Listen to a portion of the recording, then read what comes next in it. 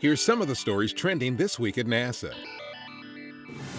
On Wednesday, NASA Administrator Charlie Bolden and White House Science Advisor John Holdren announced that the Obama administration is extending usage of the International Space Station to at least the year 2024.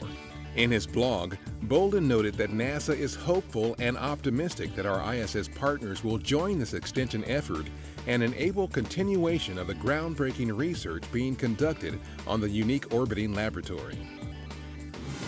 The following day, Bolden joined Holdren and the heads of more than 30 space agencies from around the world for the first International Space Exploration Forum held at the State Department in Washington, D.C. The multilateral summit highlighted the importance of international cooperation in human and robotic space exploration. Extending the use of the station could mean more launches to the ISS by NASA's commercial partners. Orbital Sciences, one of those partners, launched a Cygnus spacecraft from Wallops Flight Facility on the company's first contracted resupply mission to the station. The Cygnus is loaded with more than 2,700 pounds of supplies for the Expedition 38 crew, including experiments, hardware, spare parts, and a number of student experiments. Commercial resupply missions by NASA's partners ensures a robust national capability to deliver critical research to the orbiting laboratory. A wide range of new findings made possible by NASA's astrophysics spacecraft were discussed at the annual meeting of the American Astronomical Society. The noteworthy news included the first set of unprecedented super-deep views of the universe from the Hubble Space Telescope and a collaborative program called the Frontier Fields.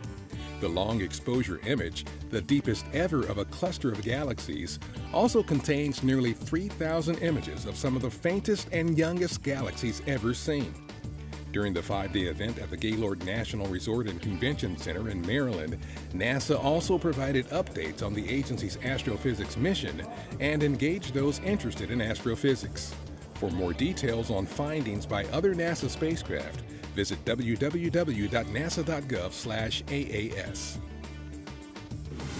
Activities co-hosted by NASA at the Smithsonian's National Air and Space Museum recently are among several celebrations around the country this month celebrating 10 years of the Spirit and Opportunity rovers on Mars. A new exhibit at the museum features more than 50 mosaic and panoramic images taken by the rovers.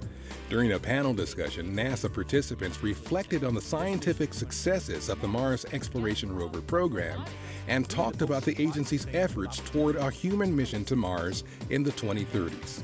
Spirit landed on Mars January 4, 2004 Pacific Standard Time, and Opportunity, which is still collecting science data, arrived on January 25 Pacific Time. Members of the media were presented with a photo op of NASA's TDRS-L satellite during its pre-launch processing near Kennedy Space Center. Scheduled for launch January 23rd from Florida's Cape Canaveral Air Force Station, TDRS-L is the second of 3 next-generation satellites designed to ensure vital operational continuity for NASA by providing tracking, telemetry, command, and other data services for various science and human exploration missions. The final 3 primary mirrors of the James Webb Space Telescope arrived at Goddard Space Flight Center recently. Webb's 18 hexagonal primary mirror segments will work as one 21.3-foot mirror, the largest ever flown in space.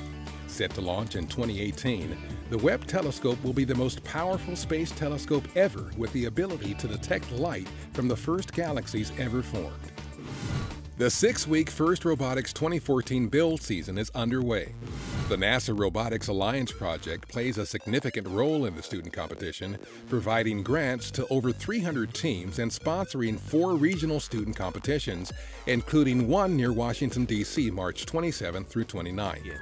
Teams competing in FIRST use identical parts to build the best designed robots to complete a specific challenge.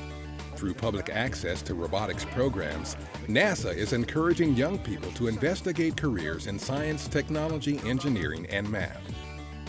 And that's what's up this week at NASA. For more on these and other stories, follow us on social media and visit www.nasa.gov/twan.